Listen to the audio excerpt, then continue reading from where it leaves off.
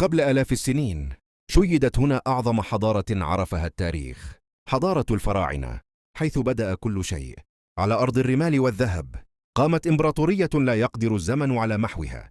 هذه الأحجار العملاقة كل منها يزن أطنانا، لكنها رصت بدقة مذهلة لا تصدق. لم يبني الأهرامات عبيد، بل عم المهرة عملوا بتنظيم وانضباط مذهلين.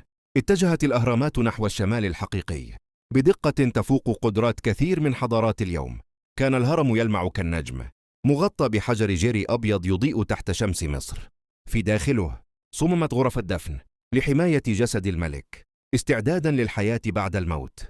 استخدم المصريون منحدرات هندسية عبقرية لنقل الأحجار الثقيلة عبر الصحراء، ودفن الملوك مع كنوزهم لأنها كانت ترافقهم في رحلتهم للعالم الآخر. شيد الهرم الأكبر في عهد الملك خوفو الذي حكم مصر لأكثر من ربع قرن. شارك آلاف العمال في البناء، يعملون بنظام دقيق يشبه فرق الهندسة الحديثة. ممرات الهرم الداخلية بنيت بتعقيد مذهل لمنع اللصوص من الوصول للكنوز. كان الفراعنة يرون أنفسهم أبناء الإله رع، لذلك بنيت مقابرهم بأقصى درجات العظمة. وبجوار الهرم يقف أبو الهول، رمز القوة والحكمة، يحرس مدخل الملوك. أما الهرم الأصغر هرم منقرع، فيتميز بدقة تصميمه وجماله المميز. وجه أبو الهول منحوت من صخرة واحدة، وما زال صامدا رغم آلاف السنين.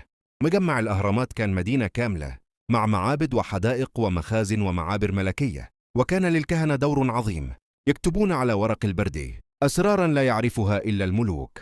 اعتمد المصريون القدماء على علم الفلك ليحددوا مواقع البناء واتجاهاته بدقة مذهلة. وهكذا تبقى الأهرامات شاهدة على حضارة لا تموت، حضارة مصر الخالدة.